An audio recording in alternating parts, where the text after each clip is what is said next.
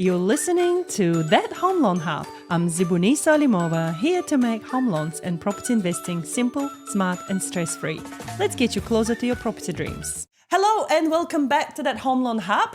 Today I am joined by legendary Carl Mitter. Hello, Carl. Hello, how are you? Good, thank you. Carl, you and I have known each other for a few years now, and we've been through quite a few applications together, Yep. I would like to say. And I really couldn't wait to have you as a guest. Oh, thank you. It's cool to be here. I think you're quite special to me because of your whole profile and personality and just what you've achieved since I've known you just over the last 5 years, I think now. Yeah, since 2020. Yeah, exactly. So let's start with by introducing yourself. Who are you and what you do? So I'm Carl and I work at KFC and I have done since about 2013. And in that time, I've just been buying investment properties. Started in 2015 when I bought my first property. And then I bought my second one in 2016. And then 2020 came and I was like, I'll buy another one. So I thought, I'll go to the bank and ask for a mortgage. So I went to them and asked them for that. And my statements were perfect. I made sure everything was in order and no defaults, no missed payments, no nothing like that. And they came back to me with a very low amount. And then I was gutted by that. So I decided to find a broker. Actually, I went to an open home and I knew I couldn't afford the property. So, and I told the agent that and he gave me your card. So that was really cool. So then I was like, okay, I didn't even know what a mortgage broker was. So I tried you and it's been fantastic ever since. Yeah, 5 years later, here we are. Yeah. So in 2020, you bought a property with my help. Yes. We managed to get you approved, I think, over $100,000 more. Yeah, over 100,000. Yeah, I think it was about almost 130,000 more, which was fantastic. Which opened up my options so much more. Yeah, and especially in that market where things were moving really fast. Yeah. It was, from what I've seen, it was about starting to take off around that time as interest rates had dropped earlier that year due to the COVID days. Mm-hmm. So I was like, better take that opportunity and branch out because I've got one in Whanganui and then I had my current one in Levin. So I was like, okay, I'll start in Palmerston North. I thought it was a good place, student city, and it's a growing centre for the Lower North Island. So I was going to try there. But yeah, I love Palmy. Palmy is my hub. My home. Well, it's where I'm from too. So so it's at least we both know Palmy and everything like that. The square downtown and Massey and the Broadway. Yeah, Broadway. The Cuba Cafe. Yeah, Cafe Cuba. Yeah. Yeah. All those, the Plaza. Awesome. So 2020, you buy your third property, your second investment property, because you've lived in one. Yeah, that's correct. You've lived in one. My very first property in Whanganui I lived in. Yes. And then when I brought my second property, I quickly transferred to there and then made the one in Whanganui a rental. Yes. And then the third one I've never lived in that one. Yeah. But it's been a great asset to have. It's a standalone home, about 800 square metre section, and it's a good family home. And the tenants have been there since they were almost brand new tenants when I brought the house, so they've been fantastic. Yeah. And these are the type of tenants you want, right? Yeah. A nice family, quiet and calm, and they do their own thing and work hard and and look after your house. Yeah, exactly. Now, do you manage the properties yourself? No, I don't manage properties. No, I always make sure I've got the professionals doing it. Just because there's so much legislation now, and I'm too busy to worry about that sort of thing. So, I think they're worth their weight in gold. They just email me if there's any issues. Yeah. And they just do everything in the background. I just love having them. Yeah. So this Healthy Home Standards has kicked in now. So they've been helping me with that, making sure I've got the heat pumps, the moisture barriers, the insulation, everything like that. So they send me the email, they get the quotes, and then I just pay them. So it's just so much easier. And if there's any maintenance issues, then they deal with that. Yeah. So it's fantastic. I love having them. And if there's any issues like tribunal, which has been almost minimal, they deal with that. So nice. I like using them. Okay. So 2020, you bought your third. When was the next one that you bought? The next one was last year in 2024. Mm-hmm. That was a very cool house. I thought it was really cool. So it was a 2-story, 4-bedroom, not big bedrooms, but 4-bedroom house in Palmerston North as well. by the arena. So I saw it for sale, and I was like, "Oh, I'll get interest in that." So I asked the agent, I was like, "Oh, will you take?" I think I asked, would they accept 420s? Something quite low, and then it was back and forth for a while, and then I went to you, and I was like, "Can I borrow a little bit more?" And thankfully you did, and then I was able to purchase the property. That was great. So I got that, and that's been fantastic as well. So I've got it's managed. So I've got it property managed, but it's also sort of sub-managed through the Salvation Army. So it's got transitional tenants in it. And they've been there since I brought it, and they've been very good. There's been no issues, and I'm always getting my reports and everything. Everything's fine, which is quite handy to have them as well, because it's also fully interest deductible for last year. I know they've reinstated everything, but it's nice to have a little bonus just in case that they change again, those rules. But yeah. Yeah, because how did that affect you? The interest deductibility? Yeah. Quite a bit, yeah. And I think it did for many landlords. I've spoken to quite a few, because it's a big cost, especially with high interest rates. When you've got 6-7% interest rates, that is a massive cost for any landlord, on top of rates increasing and insurance and all those sorts of things. So that was a very big issue. But I made sure in the early years that I had enough of a buffer to get through that.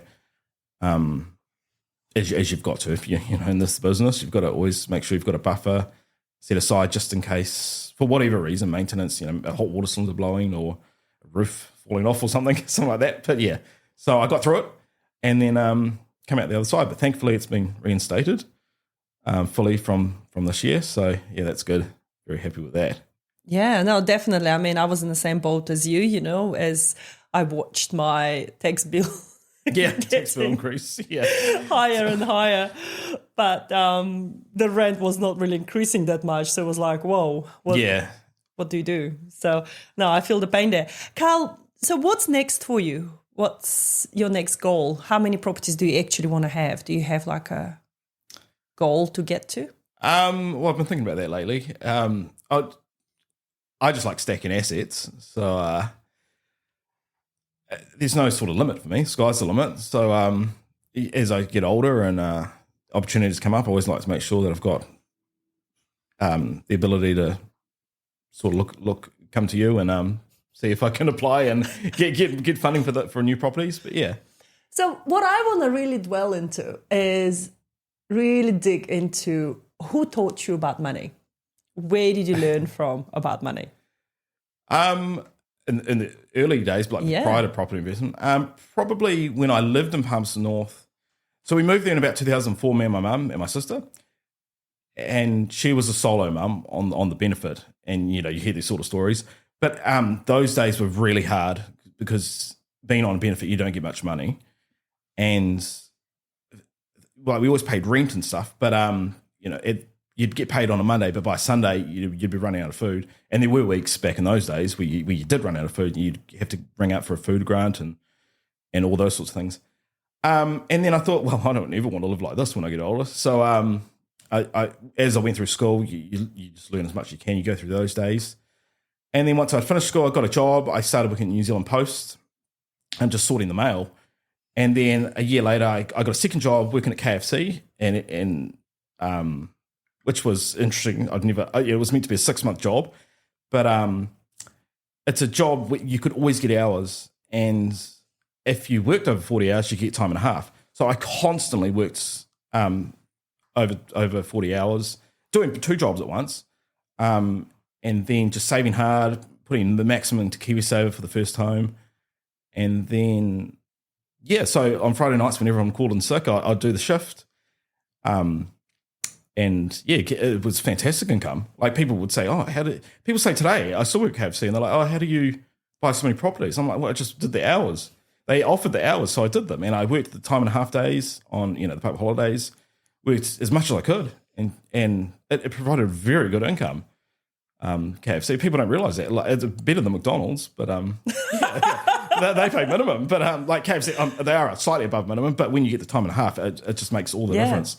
And the banks like seeing that when I come to you, and Yeah. They like seeing the high income. But yeah, No, yeah. I was blown away. And unbeknown to you, I use you as an example to a lot of my clients that come in and they feel disheartened and they're earning like 100K plus doing, government jobs or running their own businesses. And they're like, I don't know if I can buy a house. I'm like, dude, I have a guy that works at KFC and he's got 4 properties. Yeah. You can do this. Yeah.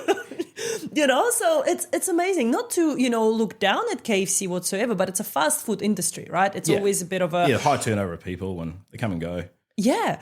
And it's mind-blowing to me to see someone like you that come from a family where there was a solo mom on benefit. You weren't living in your own home because your mom didn't she own rented the house, yeah. right? It was a state home or she rented. Yeah. And for you to come away from that and go, I don't want a life like this. I want to have some security and stability. Yeah. And put those hours in the day. Everyone gets the same hours in the day. Oh, exactly, yeah. Right? We both have 24 hours each. And it's how you spend those hours. Your mates were out partying, probably drinking in high flyers. Yeah, and Melba's, if you remember that. Yeah. I think only Palmy people will understand this talk. Yeah. I think most of them are gone now, actually. Yeah, all those places. And the Fits, I think they've all disappeared. Yeah, and, while they were out partying, you're the one working the extra hours. Yeah, and in between that time, as YouTube's become more available, and I used to go to the library, then the Palmy Library, and pick up I think it was the Graham Fowler? Yeah, Graham used to read his books. This is proprietor-only property. And I was like, one day I'm going to do this. And they just give you tips. Things change constantly, so the things in the book were a little bit older from the 90s. But yeah, they give you good tips. It's great. So all the information is there. It's all free now. Back in the day, you used to have to, go to the library, but it's all online. You jump on YouTube. Of course, you get a well-diversified information, New Zealand specific. But there's so much information. It's all free. And that's where I've learned a lot through that. And now we have ChatGPT. Not that that's 100% accurate, but it's certainly helpful. Yeah, well, I use ChatGPT myself as a mentor sometimes. We bounce ideas with each other. It's great. Yeah, it's fantastic. Like, should I do this or should I do that? What do you think about this? And it talks to you, gives you good advice. Yeah, absolutely. And I think it's important for people to have those options, as you say. And we live in such an age where there's just so much more information than when you and I were growing up. And as you say, our source of information was the library. Go get a book, read those books. And then if you grew up in that environment where you didn't have other people in your circle that were doing it, you had to go the extra mile and find those people and find those courses. Yeah, that's definitely true because there's not a lot of people that, the job I work, that really do that. And people my age as well, they in the early 20s, they want to party, and then in their 30s, they're beginning to settle down. But I just wanted to get prepared first. How old are you, Carl? 33. 33. So let me get this right. We're sitting in 2025. You're 33. You're 33 right now. You bought your first house in 2015, 10 years ago. Yeah, in April 2015, yeah. You were 23 at the time. Yeah, I think it was. 10 years ago. Yeah, it must be, yeah. So it's been a long week. You and me both. So 10 years ago, you were 23, you bought your first house, and then you were 24 when you bought your next house. Yeah, and the following year. Yep. Yeah, that's crazy. Yeah, I mean, people just tell me, they were cheaper back in those days. But yeah, I mean, everything's relative. The minimum wage was less in those days. And I do think it has become harder for some people, for a lot of us, if the house prices, multiple times the annual income. But you just have to put in the work. You've just got to find strategy and find ideas, do side hustles. What you can. And some people are, I just help people where I can with advice. And look, there are still parts of New Zealand where you can still buy houses for relatively cheap prices. I had clients in Whanganui, for instance. She bought a house just the other day, first home buyer, 200K, 250, so there are still properties out there that you can still find at a really good price. Yeah, exactly. And when I bought the first house in Whanganui, I got a little made fun of for buying there. They're like, Whanganui, why would you buy there? And I was like, well, I'm being rejected in Palmerston North because the prices were a bit higher. So I just brought it, and I was very lucky with that house because it's an ex-state house, and it was at a good price. But the trade-off was I had to commute backwards and forwards almost every day from Whanganui to Palmy, which 40 minutes? Yeah, about 40 minutes there and 40 minutes back. But a good time at the end of the night to wind down. But yeah, I did that, and I look back and I think, oh, I don't think I could do them anymore. those long days. But yeah, there was a lot of work put in. But yeah. So and people say, oh, you're so lucky. I'm like, man, I put in a lot of hours. Yeah. But thankfully it's paid off. It's paying off very, very good now. So it's funny when people, look at you and they go, oh, he's so lucky. Yeah. I was so lucky working 60 hours a week. I was so lucky. And they think, oh, it came from my parents. And my parents still don't own. So yeah. But we're on the journey to help your mum. Yeah, exactly. Yeah, so we're going through that process, which is cool. So fingers crossed before the end of the year she'll have a new house to call her own, because she hasn't owned one since the 1990s. So and I tell her she should have kept the house because it was only got $30,000 for her. It was a brand new house back then. Wow. But yeah, she does regret that. But you got to move forward and and start somewhere again. Yeah. Yeah. Exactly. And with the increase of rent, payments. Yeah. You might as well pay towards your own mortgage. Oh, exactly. And I think the freedom, you have the security of property. You can have your own pet and stuff like that. You don't have a landlord. You can't be evicted. If the landlord wants to move in. So it's good to have your own security. And then if, you need to borrow against it for a further property purchase or anything really, a holiday, if you want to do that, then it's just good to have that. Yeah. I love how you like thinking in advance. Yeah. I always like to think forward. No point looking back. One thing that really blew me away with you was your numbers knowledge in terms of net worth. We talk a lot about net worth on this channel with James, my other guy here. He's very, very passionate about net worth and budgeting and things like that. And I think you're one of our only clients that is aware of it. Oh, really? And is actually doing it and living it. Do you want to just share some of that information with our listeners? About 6 or 7 years ago, because I like numbers, as you said. I like spreadsheets, a bit nerdy, but I like to see where I'm going, where I'm tracking. So since about 2018 or 2019, I've just been documented every single month, as property prices go up and I pay down debt, where I'm tracking. Am I moving forward? Is there an area where I can improve? So I just like to see where the net worth's going, because people can, you can have assets of X amount, but if you're borrowing $2 million and you owe $1.9 million, well, the net wealth isn't huge, but you want to know if you're growing or not. So yeah, I always like to track that. What's your net worth today? I think, because I just did it the other day, actually. I think it was about 700,000, around that figure. Yeah. So almost $1 million a year. Yeah, getting close. I mean, when I look back at the crazy days of 2021, when things were going up, everyone's wealth was going up, but it's all a bit ridiculous, the VAT increase of that year. So it's gone down since and stayed relatively flat, but it is going back up again. Yeah. Okay. Yeah. Because, last time I think you and I sat down and you pulled out this sheet and you were like, oh, yeah. I was like, whoa. Right. Yeah. I don't even have that. I thought everyone did that. No. And this is the interesting thing. I feel like people that do that and do that well, they're the ones that will get ahead in life quite well, because it's sort of like a roadmap. You know where you're going. It's like having the GPS and it tells you the address and how to get there. Yeah. Versus people that don't have that and they're just driving around in the forest. They might be driving in the same circle. Circles round and round. Yeah, exactly. Because if they don't know where they were and where they're heading and how to get there without the clear mapping, then they just get lost. Yeah, and all sidetracked. Yeah, so, and then they pick up hitchhikers on the way. And and all sorts of things happen. But I like to know where I'm at, and I think it's important to me, financial stability. So yeah.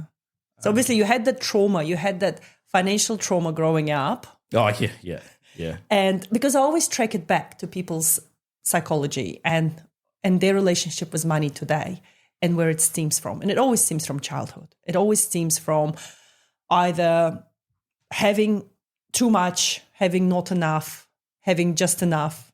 And people that had just enough, they usually get by. They're like, man, we had enough. We'll be fine. and they usually don't really thrive for more. Usually, people that would have some sort of financial trauma, like you and I had, would go, no, I don't want that life. I actually want this life. And how do I get there? And then there are people that would have had too much, and they just like, life was good, it'll be good. Yeah. And then again, usually they don't prepare themselves for the worst things to happen because they think money was easy, money just falls out the sky. Yeah. Exactly. And then usually the ones that will get into trouble. It's like those lotto winners, when they win lotto. Yeah, too much money, and it's so overwhelming for them. Yeah, exactly. So I feel like people always come to a certain decision in life because of something that happened to them. Yeah. And from there, they either do something about it, like you and I have done. We turn it into a positive and we go, okay, what can I do about this? But then also people with the same traumas might go the opposite way, and they might go, life sucks. I will be in this circle forever. I'll stay on benefit. Yeah, exactly. And I have talked to people, it's the world owes me for whatever happened back in the day. And they don't really want to look forward and make changes. But the world doesn't care. Like, brutally honest, the world really doesn't care. If so, you've got to make your own way in life and keep positive and make good changes, and then help others along the way. People have helped me get ahead, so I like to help other people where I can. And that's what I love about you, absolutely love about you. And honestly, every time we get an email from you, we all smile. Because Carl is back. Because you're just one of those clients that we just love dealing with. You're easy to deal with. You're easy to navigate. We'll be like, if you do this and this and that, and, this could happen. And you're like, yep, sweet, let's go, You always take the feedback on board and you make those adjustments. And it's a working relationship. And this is how it should be. I feel like this is the sort of clients we attract and we love dealing with, because, as you say, you could either get stuck in that victim mentality of the world owes me, and then any suggestion we throw back to the client, they go, that's that's too hard. No, I don't. Why should I work extra hours? I should work extra hours. Yeah. What? Yeah, I should get a boarder. I should get a flatmate. No, I don't want to get a flatmate. I want to live alone. Yeah. It's like, well, do you want to get ahead in life or not? Yeah, exactly. I went through having flatmates, when I first bought a house. And did I like living with another random dude in my house? Yeah. No. Did I like cleaning the bathroom after him, when there was hair all over the place? No. But I had to. Yeah. And it helps you get ahead. It pushes you ahead. And if you've got to do what you got to do. Yeah. Thank you for the advice. Exactly. That you've given me over the years. And I like your ideas, because I don't know everything. Every day I'm learning something. I remember, and it sounds crazy, but when I brought my first house, I didn't even know what rates were. I got this letter one day, and they said, you need to pay rates. But I just thought, since I bought the house, I own the house. Like, I didn't know there was continuing payments.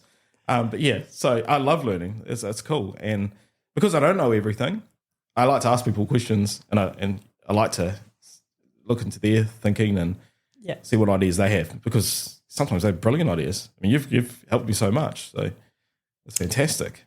Oh, thank you. I think one day you'll actually make an awesome financial advisor. I'm going to keep asking you until you say no. I think, someone like you can inspire people so easily. You've got the great personality. People can relate to you. And what blew me away at our last meeting is that on top of working at KFC, you actually started a side hustle as well.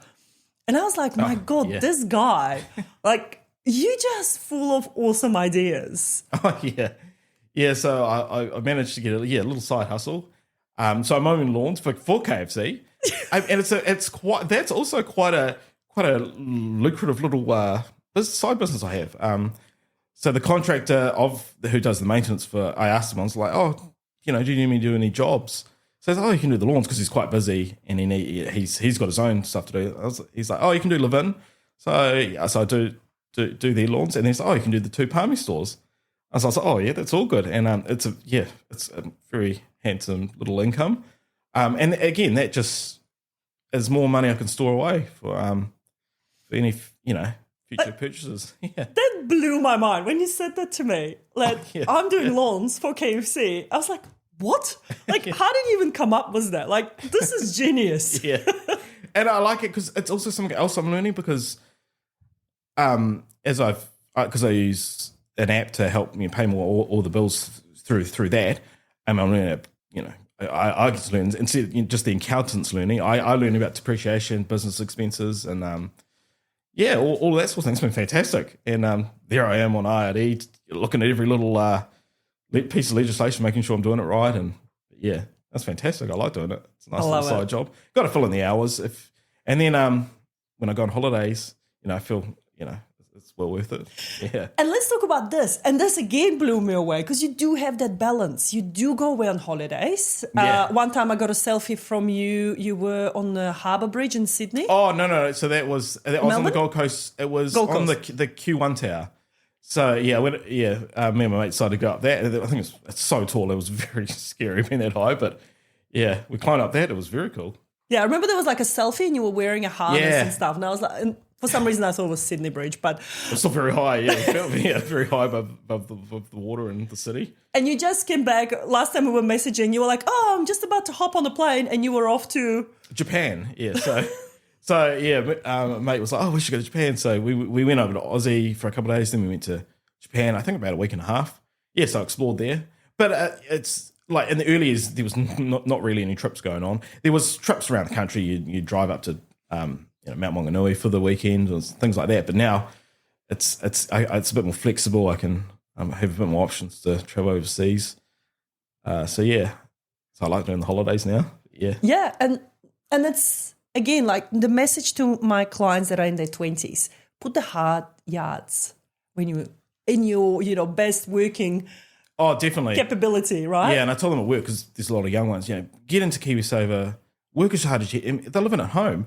Yeah, they're paying minimal. I'm like, how much do you pay? Oh, $50 a week. I'm like, this is your time. If you're not at school and you're not going to uni at the moment, and you're just working a couple of hours a week, work hard. This time is your best friend when you're that age. Yeah. And you don't want to regret it when you're 50, and you've got to make up a lot more. Work a lot harder then. So, because that's what makes me sad is when I get clients when they are in their 50s and they're still working so hard. When they're still working 50 hours a week, and and the body is already breaking down. Because they work so hard, and they have no properties. They don't have any investments, and because they've had so much fun. Yeah. And now they have to work really hard. It's like, why are you doing it backwards? Exactly. Yeah. Why not make it easy for yourself? Because we all get older. Our bodies, I wake up some mornings and the back's not as good as what it was when I was 20. But and so I can only imagine what it's like when you're 50 or 60. But you want to relax in your later years. So working hard now is what you should be doing, without a doubt. I love it. There's so many opportunities. There's so many opportunities now. It's all online. It's fantastic. I love your work ethics. And I think that's what got you so far. It's your work ethics. It's your attitude. It's your positive outlook. Yeah. Thank you. No, but that's the truth, and that's what I see the difference. The more people I interview, the more clients I come across. It's the same traits. It's the work ethics. It's getting up when no one else wants to. Oh, it's working extra when no one else wants to. Yeah. And it gives you so many options. Like when I do my lawns, I'm waking up. It's like 6 o'clock in the morning at the moment, and as a lot of workers do, and it's cold. It's very cold in winter, but you got to just do it. You got to just work hard, and it will pay off in the long run. It really will. I love it. Absolutely love it. So recently we helped you to get some more money out, but not for a property. Yeah. So originally it was for a property, but I'm starting to branch out. So I've just started looking at shares. So I'm going through the Sharesies app and starting to buy some stocks through there, which is cool. I've done it in the past, but never been really serious. But now I'm starting to sort of branch out because I like to diversify as well. I love it. And that's what I love about you, that you're not just thinking linear of property. Every 2 to 3 years, I'll just buy a new house. No, you actually have other ideas as well. And with shares, with property, it's good to diversify, absolutely. But I guess people that are listening to this going, but does he have much of a personal life? It's easy for him. He doesn't have family, doesn't have kids. That's why he's doing it. Yeah. Do you have goals for getting a family, and do you have a partner? In the future, at the moment, I just focus on continuing setting myself up. But I'm actually just studying Massey, so I'm just studying a business degree. Oh my God. I'm partway through that. And then, and after that, I hang out with mates on the weekends. So, but as you get older and my mates have kids, you've got to book in a time. So, can I hang out with you in the, October 6th, So it's, time can be a bit constraining at the moment. Yes, but my main goal at the moment is just to still get ahead as much as I can. And yeah. Okay, so single ladies that are listening to this should not be reaching out to you. Okay. Yeah, so my number is now. I'll work as your agent. I'll screen them for you. Yeah. I'll put them through a mortgage application first. Oh, yes, please. Yeah, get the right one. Yeah, and make sure their money habits match your money habits. Exactly, and that could be a side hustle for you, a new one, a new singles mortgage mix. Actually, there we go. There's an idea, because I find often and I'm really getting really big on this now, is relationships usually break down when people have different money personalities. Because one could be a spender and one could be a saver. Yeah, and then I guess that happens a lot in couples, opposites attract. So you've got one that's very focused on investments and the other one just wants to go live. Yeah. So, that can be an interesting mix. Yeah, so unless they really agree on what the balance is and what the boundaries are for each other, if they don't have good communication, the relationship will break down. Yeah. Mark my words. Eventually it will break down because the saver will always get pissed off that the spender constantly is living it up large and spending it all. And then the spender will get pissed off that the saver is being a Scrooge and just doesn't want to do anything. Saving every penny. Yeah. And that's where the fights usually happen. So unless they've got clear communication and boundaries and maybe joint accounts, joint goals, joint dreams, and then they can go and spend, they can go save, do whatever, that usually works. So, but if you put two savers together, usually that's a good mix. Two spenders together is usually not. They're going to be working a long time. Yeah, and usually they're the ones that I find will be in trouble. Like, they'll have the greatest fun together, absolutely, but they usually are the ones that have the greatest debt. So when they come to see me, straight away I know that both of them probably are. They've got to make some big changes. Yeah, and you have to work on both of them at the same time. So it's interesting how psychology is really closely intertwined with money and finances and people's relationships. So you should come to my Fiji retreat. I'm running one in October. Oh, really? Yeah. Definitely. Oh. Yeah, about money and psychology. And that'd be cool. Yeah. Yeah, definitely. I need the brochure. All right, I'll give it to you. Oh, thank you. This is my 5 minutes of ad time. I could even speak. I might even speak at it. Well, that's the thing. That's exactly what I'm thinking. Because you tick all those boxes, of how you've overcome your money challenges and you've taught yourself something. And you're on this beautiful uphill at the moment that I see. Oh, thank you. Yeah, well, along the way, there's definitely been hard lessons I've had to learn. Like what? Give me one. Oh, so many. Like, a lot of people are like, it just goes so easy for you. I'm like, it really hasn't. I remember the first property I rented out. I thought, I could do it by myself. I rented out. What a disaster that was. It was very hard on me. They started paying rent, but then it didn't. And then I don't know what happened in the house, but there was some destruction that took place. And then I had to get them evicted. That was also a long process. So lessons like that you have to learn. Obviously, the rates example. I was like, you have to pay your rates and you have to pay the bills. There's just been so many. I can't even think of them at the moment. But lots of lessons on the way. It wasn't just smooth sailing going through. So just beware, any listeners. Yeah, there's a lot to learn. But it's good. It's good in the end because then you can pass on that knowledge to other people. Be like, don't do that mistake. Do this. If they take it on board, then that's cool. Yeah. Yeah, no, absolutely. I think once you've done with your business degree, you and I should branch out and host speaking events of be like Carl. Yeah, that'd be cool. That'd be cool. I love it. Carl, honestly, you're just a ray of sunshine. I don't know how your life and my life, we just met each other, but I thought it was just perfect timing. And I don't think you knew at the time. The reason I remember it was 2020 because I was heavily pregnant or I just had my daughter. It was around the time because she was born in 2020. You must have been around July 2020, I think. Yeah, I think July. I just had her because she was born on 1st of June. Oh, okay. So I had a newborn and I remember managing my newborn and managing your application and everything. And I remember when you were like, oh, wow, I could do this, I could do that. And I just remembered that the happy vibes that you were giving. Oh, yeah, it was brilliant. It really helped me out a lot. It moved me forward significantly. Even with the price declines, I'm still ahead. So it's been great. It really opened up options. And I like to branch out from different towns. Yeah. Would you go Christchurch? Yeah, to go Christchurch. From what I've seen, it's a reasonably all right market. A lot of townhouses there that are could be a potential. Yeah, I'd like to go down south. That'd be cool. Yeah. I'd like to one day, hopefully Auckland, but that's a bit expensive for me. But that'd be cool. Yeah, even Australia, if we can head there, yeah, that'd be cool. Yeah. I looked into Australia quite some time ago. Remember, I don't know, it was around maybe 2016, 2017. It was always on the ads, key to Queensland, I think. It was on the radio and it was all over the show. Like they were trying to say that you could borrow money here. Obviously, if you had a house, you could borrow money here for the deposit and they will organize your mortgage in Australia for the house in Australia. Oh, really? Yeah. But something happened to that scheme. And I remember this guy came around, we had a chat and I was almost ready to go and buy a property in Australia. But then I didn't. And lucky I didn't because I think something went down. But there was this massive drive. They were doing a massive drive from Australia to New Zealand, getting New Zealanders to buy in Australia. Oh, really? Yeah, That's it was about 2000. I remember that because I was already in my new house. So that would have been 2017. Oh, yeah. Yeah, when that was happening.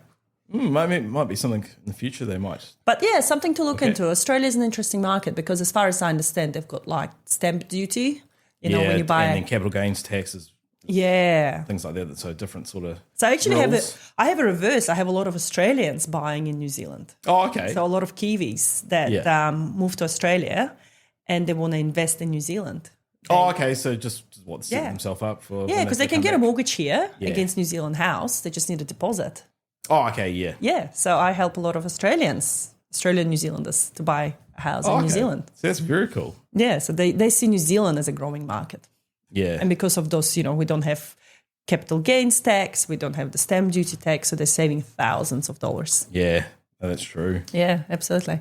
But look, I would love to have you back again as a guest and we can, maybe do an episode of Don't Do This. Oh, yeah, that'd be cool. Don't do this. Tell you about all the things not to do. Yeah, because today we talked all about what to do. Yeah. And how to get there despite of the challenges that you would have overcome. Yeah. Oh, definitely. That'd be cool. No, sounds good. Anything else you'd like to add before we wrap up? Oh, just no, not really. Just enjoying this lovely weather. Yeah. By the way, it's raining outside. Yeah, rainy and cloudy and typical winter New Zealand weather. But that's been great. Thank you for having me along. No, thank you for coming. And I think listeners that would have listened to this had a lot to learn from you. How a guy from KFC goes to own 4 properties and still having fun along the way, even despite the challenges. Oh, yeah. We've got to have a bit of fun along the way. Yeah, and not losing that heart. Yeah, you just got to keep going. If you fall over, you pick yourself up, dust yourself off and keep going. Yeah. You almost sound like Jackie Chan. I went to watch Karate Kid yesterday with my children. And, he said to this boy, when life knocks you down and the life will knock you down. It's about, not just giving up. It's about how many times you can get back up again. So almost actually sounds like a line from, is it Rocky? Oh, I don't even know. Yeah, you're too young, Carl. You're too young. Yeah, but that's the thing, right? When life knocks you down, it's about getting up, really, and just moving on and one step in front of another. Exactly. 1 foot in front of another. Get up and keep going. Yeah, awesome. Well, on that positive note, we'll wrap it up. Thank you so much for coming, and can't wait to see where life takes you. Yeah, no worries. See you next time. See you next time. And that's a wrap on That Home Loan Hub. Don't forget to hit subscribe and join me next time for more property tips and tricks. Your next smart move starts here.